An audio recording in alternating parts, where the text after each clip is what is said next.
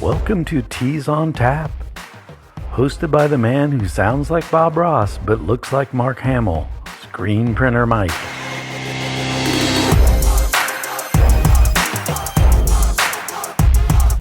Hey everybody, this is Screen Printer Mike, and you may be saying to yourself, who the hell am I?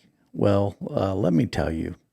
It all started back in the 80s when I was in high school, and I had a friend named Jay that took me down in a basement of a guy's house, and there was Mike McAvoy, and he was screen printing t-shirts on an old manual press. And I'll never forget the sensation of the smell as the prints were coming off the conveyor dryer. And the fact that he was printing t-shirts, it was amazing. And I immediately got the hook and the bug inside of me. And it was about a year later that Jay and Mike started a little shop, and I was their first employee. And things were done a lot differently, especially on the front end back then. Like, you didn't have the computers to lay out your fonts and all of that, so you were using stuff like the Letraset letters that you rub on, and even cutting designs out of Rubylith, anything to make a film positive so that you could burn a screen. And even the emulsions back then were really, really slow. Like with one of those metal halide lamps that you would often see in a gymnasium, that would take about 45 minutes to burn a screen. And so this first shop that I worked in, stuff like the washout tank, the washout there, you can tell I'm from Indiana because of the R in wash.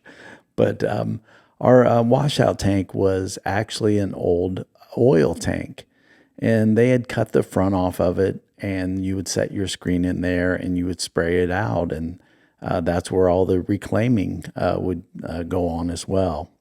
And I remember when my parents moved out of town, I actually lived at the shop. So that same washout tank, I took a bath in there once in a while, and I would even wash my hair with screen degreaser. It's funny thinking about the hard times that we went through, or I did personally back then. But I loved printing t-shirts. It's cool, and it's still cool to this day. But I had no idea of the journey that I would go on through my whole career being in this industry. If you would have told me back then that I would work for these big companies like Delta Apparel and Badger Sports, and I spent 9 years with Adidas in Indianapolis, I couldn't have even imagined that. But over the years, because of my passion for that and for the art side of it, and even doing video, that has led me to where I am today. And I have gotten out of the production side, or in the trenches, as I would say. And now I work for a company that sells supplies and equipment. And part of my job there, besides creating social media, is also doing the training. We have in-person classes for Adobe Illustrator and Photoshop. And also we have classes on screen printing, beginning, making your screens and setting up. We have a specialty art class. So I'm literally at this great place in my career where I have taken on the role of a mentor and a teacher to this new generation of people getting into this business. And that's what this podcast is going to be about, is sharing stories from my past and also helping people that are getting into it now. So if you have questions, then hit my links and drop me your questions or your advice on the business side, as well as all the technical aspects that you might run into.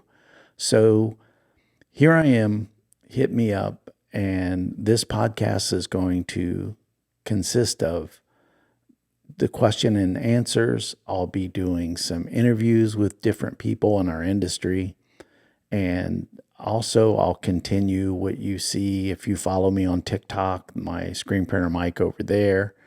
It's basically doing a lot of the art side. That seems to be the weak spot for a lot of people getting into this industry, how to set your jobs up or how to approach some of the design works or the everyday things that people bring for you to recreate in print. So it doesn't matter where you're at. Maybe you've been printing for a while, maybe you're thinking about it, or maybe you're doing vinyl cut and want to get into screen printing. This is going to be a show dedicated to helping people in this industry and getting them to the next level.